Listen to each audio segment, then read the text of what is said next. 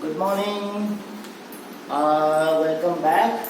So today's topic is the same chapter, insight into the program execution, and today we will go to understand how translation taken place. That means in a programming language or any program you want to execute, that must be converted into a machine readable form, which is known as machine code or the binary code. In the last session and previously also we have already discussed about all that thing. Okay, that process, when a source code is converted to a machine code or a source code is converted to binary code, that process is known as the process of translation. And how that translation taken place, in today's topic will cover how the translation taken place. For today we'll go with the compiler only. That means both the compiler and the interpreter both are used for converting a source code to machine code. But today in today's topic we'll go for only the compilation process. So if I going for the compilation process, someone said that the compilation is a two-stage process, some says four-stage process, and some said it's a six-stage process. But in fact, just forget about how many stages are there, how many phases are there. Just to remember what are the different steps that done by a compiler to convert a source code to a binary code or a machine code. So these are the points I have written here, 5 different steps or 5 different phases of a compiler. The first phase is the processing phase, then the compilation phase. The compilation phase is again have 2 sub phases, that is analysis and synthesis, then the assembly phase, then the linking phase, and finally it is go through the loading phase. So first we'll go for the processing phase. In case of a processing phase, it will remove some of the required and unrequired content of the program. So when a program writing when a programmer writing any kind of typing any kind of programs, at that time what happened, he or she used some comment line. Comment line or comments are not a part of the program. It is a statement written with some instruction to identify the instruction or to know about the instruction, what the instruction will do and what kind of instruction is that. For the reference of the programmer itself, he or she wrote some commands or wrote some statements with some instruction, which is known as comment, which is exactly or which is not at all required for the program execution. So it is an unrequired thing for the program execution, and some of the required content also removed. The programming languages like C, C++, etc.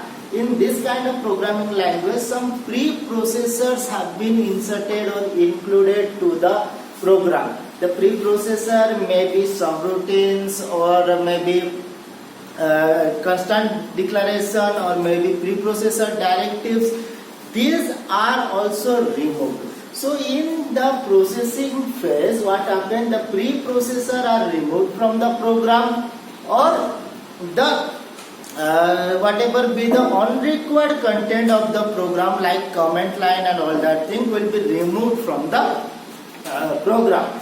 After removing the program, it is a complete program which is ready for the step of translation. We'll move to the second stage, and the second phase is known as itself the compilation phase. Almost all the tasks of the compilation process have been done over here. That is the compilation phase, in which two sub phases are there. One is the analysis phase, another is the synthesis phase. The analysis phase is also known as the front end phase, and the synthesis is known as the back end phase. Okay, so before going for this front end or back end or analysis or synthesis phase, let us know something about what a program is and what a programming language is.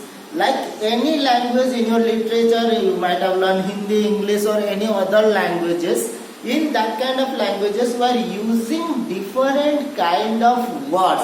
Somewhere you are using nouns, somewhere you are using verbs, somewhere you are using adjective, articles. These are the different kind of words you are using. Remember the thing, the words are again divided into adjective, words, article, etc., etc.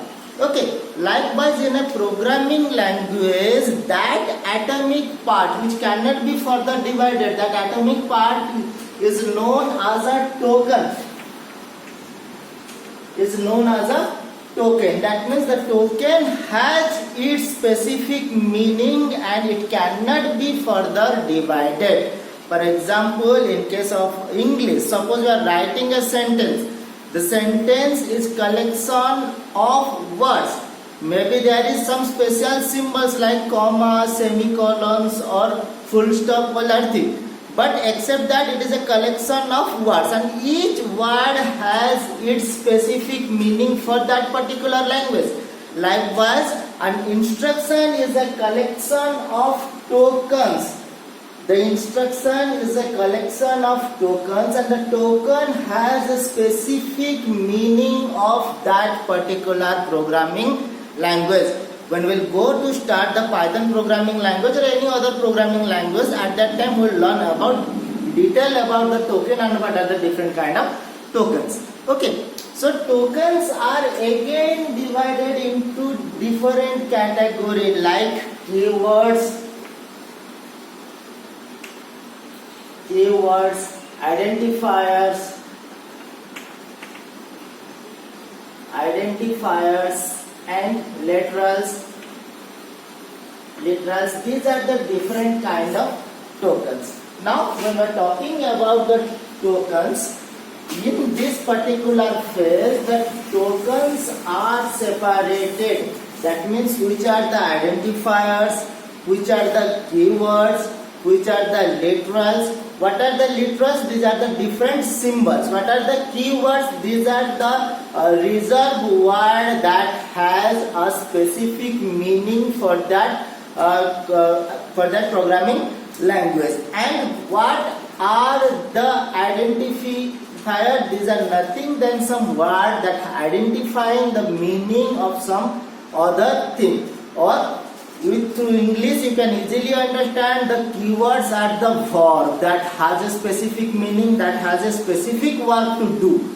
And identifier are the name given to a particular thing, that means it is nothing than a noun. And literals are the symbols like comma, somewhere I am using comma, somewhere I am using semicolon which is known as the terminator, somewhere has, somewhere at the rate. These symbols are known as your literals. Okay, so in this synthesis, in this analysis stage or the analysis phase, what happens? The programming language or the compiler will remove all the keywords, identifier and literals, simply the tokens, and create a symbol table. It creates a table in which it identifies all these things. Suppose these are the keywords, these are the identifiers, these are the literals, and one by one it will write down all the identifiers and literals in a table. Okay, and this table is known as a symbol table. After the symbol table has been generated, in the next stage or the next subphase, that is the synthesis phase, has been coming to work. In this phase, all the instructions, remember, all the instructions are separated according to their operator and operand. Here I am using two words. One is called operator,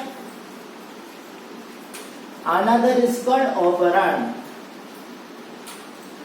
One is operator, another is the operand. These two things are separated from the instructions. The first one is the operator. The operator is nothing than the symbol that used for any kind of operation or any kind of work. That may be an arithmetic operator or a logical operator. That means suppose in a instruction, simple instruction is that 5 plus 4 into 3. Then what happen in this case? The plus is a symbol, the multiplication or asterisk here you are using in case of multiplication. The plus and the multiplication, these two are operators because these are going to operate something or going to perform some operation. Whereas these values 4, 5, 3, A, B, C, whatever be the values, these values are known as operands. Clear? Operators are the symbol that used for any kind of operation, and operands are the values on which value the operators are performing the operation. Okay. The values can be direct value like A, 5, 4, 3, or it can be written like that A plus B into D. Here the A, B, D are not exact value. These are known as the identifier. I told you about the identifier. So these are the identifier that identifies some value, that may be 4, 5, 10, 100,000, anything like that. So what happened here? It will separate the operator and the operands. It will separate the operators and the operand and create a syntax tree. Syntax tree, or it is also known as abstract syntax tree or AST. Abstract syntax tree. In the abstract syntax tree, it will something like that. Suppose the instruction is 5 plus 4 into 9. So it can be there are different process. Look, okay, let me do a clear on process of you. First, this instruction is converted into prefix notation. Prefix notation in the sense, if you have seen any kind of expression, what happened here? The operators are situated in between two operands. Whatever be the operator is situated in between two operands. Okay, this kind of notation or this kind of expression is known as an infix notation because the operator is situated in between two operands. Okay, but two more kind of notification is there. One is called your prefix notation, another is called your postfix notation.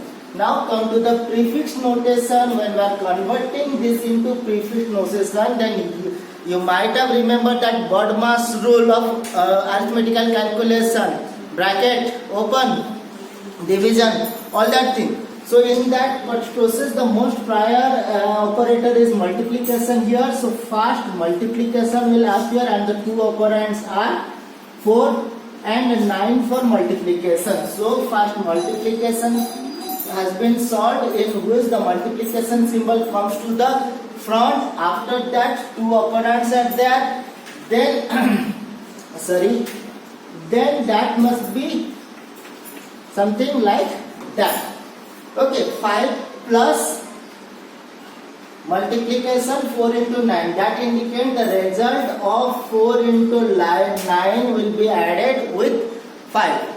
The result of 4 into 9 will be added with 5. So in this case, next what happened? Plus 5 into 4, 9. That means now it has been solved where the first operator is your plus, then 5, then 9, then is your multiplication, then 4, then 9. When the abstract tree will be created, then what happens? It will be plus, then two symbols are there. Then at the left hand side, always put the operator, that is multiplication, and the right hand side again multiplication has two values. One is your 4, another is 9. Then plus has two values. One part is this, another part is 5. So put the 5 over here. It is something like that. So don't think more about the abstract tree. Just understand that the synthesis phase will create an abstract tree. The synthesis phase will create some abstract tree. In case of the abstract tree, it will separate all the operators and the operands. So in this compilation phase, two things are happening. One is a symbol table has been created by the analysis phase that contains all the keywords, literals or all the tokens, and the syntax tree that will contains all the operators and operand. After creating the symbol table and the syntax tree, the code or the program will be moved to the next phase in the assembly phase. In the next class, we will go for the assembly phase, linking phase as well as the loading phase. Up to that, try to understand all these two phases first. Up to that, have a nice day. Thank you.